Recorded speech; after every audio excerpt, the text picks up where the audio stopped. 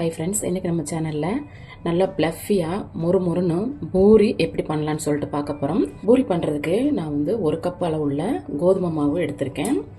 இது பார்த்திங்கன்னா குறைஞ்சது 200 to 300 கிராம் இருக்கும். இதை வந்து நம்ம சேர்த்துக்கலாம். இப்போது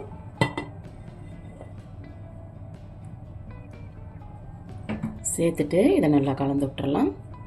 நம்ம செய்ய போகிற பூரி பார்த்திங்கன்னா நல்லா சாஃப்டாக, நல்லா கிறிஸ்பியாக, தின் லேயராக எப்படி பண்ணுறது அப்படின்னு சொல்லிட்டு பார்க்க போகிறோம். இப்போ இந்த மாதிரி நல்லா கலந்து விட்டுட்டு 3/4 டீஸ்பூன் வெள்ளை சக்கரை சேர்த்துக்குவோம். பூரி செய்கிறதுக்கு தேவையான உப்பு சேர்த்துக்குருவோம். இவ்வளோதாங்க, நம்ம வேறு எதுவுமே இதில் சேர்க்க போகிறதில்ல. இப்போ இதை நல்லா மாவு கூட கலந்து விட்டுட்டு இப்போ இதில் கொஞ்சம் கொஞ்சமாக தண்ணி சேர்த்து பூரிக்கு மாவு எப்படி பிசையணுமோ அது போல் பிசைஞ்சுக்குவோம்.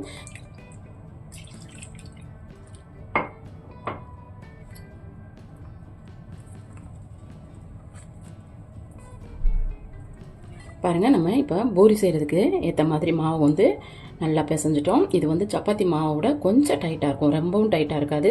இதில் கொஞ்சமாக எண்ணெய் சேர்த்துக்குவோம். இப்போ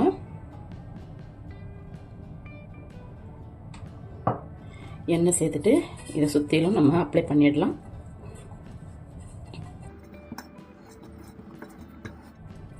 இந்த மாதிரி மாவு ஃபுல்லாக எண்ணெய் தடவி கொடுத்துட்டு இதை மூடி போட்டு ஒரு 10 நிமிஷம் ரெஸ்ட்டில் விட்டுருவோம்.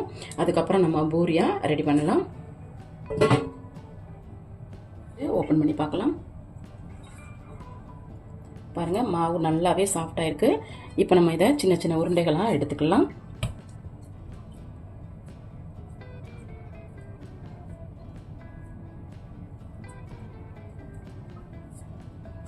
இப்போ நம்ம தேவையான அளவுக்கு மாவு வந்து எடுத்துக்கிட்டோம். இதை வந்து நல்லா ரவுண்டாக நம்ம வந்து உருட்டி எடுத்துக்குவோம்.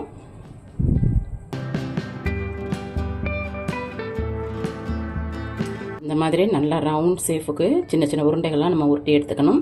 இதே போல் இங்கே எடுத்து வச்சுருக்க எல்லா மாவையும் வந்து நான் உருண்டைகளை உருட்டிட்டு காணிக்கிறேன். பாருங்கள், எல்லா மாவையும் நம்ம பூரி செய்கிறதுக்கு ஏற்ற மாதிரி ரவுண்ட் ஆக்கிட்டோம். இப்போ இதை வந்து நம்ம பூரி கட்டையில் வச்சு பூரி ஷேப்புக்கு தேய்ச்சி எடுத்துடலாம். பவுலில் கொஞ்சமாக எண்ணெய் எடுத்துக்கலாம். எப்போவுமே பூரி செய்கிறதுக்கு வந்து நம்ம வந்து எண்ணெய் தொட்டு தான் மாவு தேய்க்கணும். சப்பாத்திக்கு மட்டும்தான் வந்து மாவை ஸ்ப்ரெட் பண்ணி நம்ம வந்து சப்பாத்தியாக தேய்ச்சி எடுக்கணும். இப்போ வாங்க, நம்ம எடுத்துருக்க உருண்டைகளை ஒவ்வொன்றா எண்ணெயில் டிப் பண்ணி நம்ம வந்து பூரி சைஸுக்கு தேய்ச்சி எடுத்துக்கலாம்.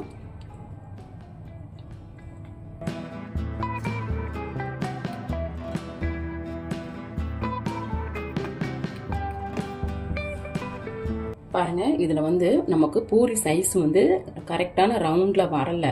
அதை நினச்சி நம்ம கவலைப்படவும் வேண்டியதில்லை. இப்போ நம்ம என்ன செய்யலாம் அப்படின்னா, நமக்கு பூரி எந்த சைஸுக்கு வேணுமோ அந்த சைஸுக்கு ஒரு பவுலோ ஏதோ ஒரு ரவுண்டு உள்ளது, ஒரு மூடியோ ஏதோ ஒன்று எடுத்துட்டு நம்ம கரெக்டாக வந்து இந்த மாதிரி ஒரு அழுத்தம் கொடுக்கணும்.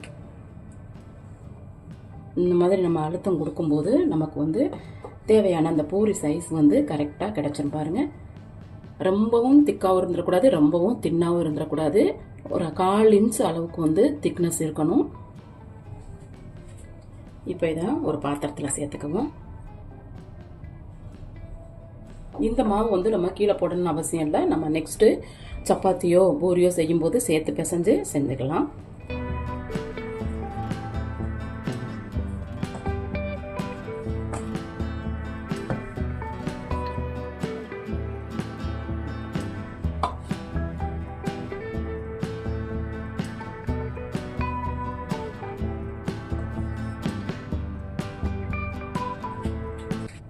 இதே போல் எல்லா உருண்டையும் பூரியாக தேய்ச்சி எடுத்துகிட்டு நான் உங்களுக்கு காணிக்கிறேன். நம்ம எடுத்துக்கிட்ட எல்லா உருண்டைகளையும் வந்து பூரி செய்கிறதுக்கு ஏற்ற மாதிரி நல்லா ரவுண்ட் ஷேப்புக்கு தேய்ச்சி எடுத்துட்டோம். இப்போ இதை எண்ணெயில் பொரிச்சு எடுத்துடலாம். பூரி பொரிக்கிறதுக்கு தேவையான எண்ணெய் சேர்த்துக்குவோம். எண்ணெய் நல்லா சூடாயிடுச்சு. இப்போ நம்ம தேய்ச்சி வச்சுருக்க மாவை பூரியாக சுட்டு எடுத்துடலாம்.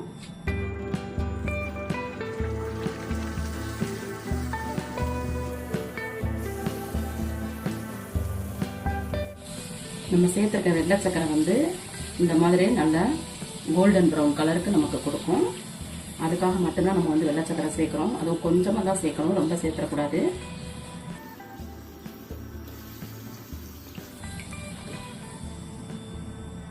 பாருங்கள், நமக்கு எவ்வளோ அழகாக புஷு புஷுன்னு நல்ல ப்ளஃபியாக நமக்கு வந்து பூரி ரெடி ஆயிருக்குன்னு பாருங்கள். கோல்டன் ப்ரௌன் கலருக்கு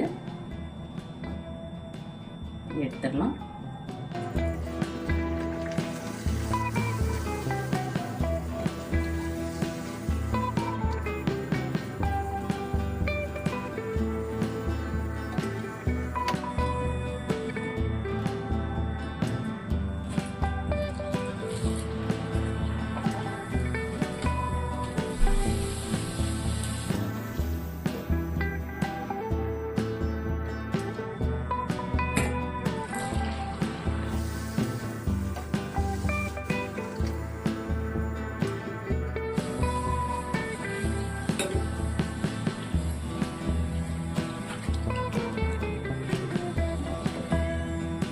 இதே போல் எல்லா பூரியவும் சுட்டு எடுத்துட்டு உங்களுக்கு காணிக்கிறேன். பாருங்க, நம்ம இப்போ எல்லா மாவையும் பூரியாக சுட்டு எடுத்துட்டோம். நமக்கு எவ்வளவு ஃப்ளஃபியாக, அதே போல் நல்லா இந்த மேல் ஸ்கின் பார்த்தீங்களா, அப்படியே ஹோட்டலில் இருக்கும் பாருங்களேன், அந்த அளவுக்கு நல்ல தின்னான லேயரில் நான் வந்து செஞ்சுருக்கேன்.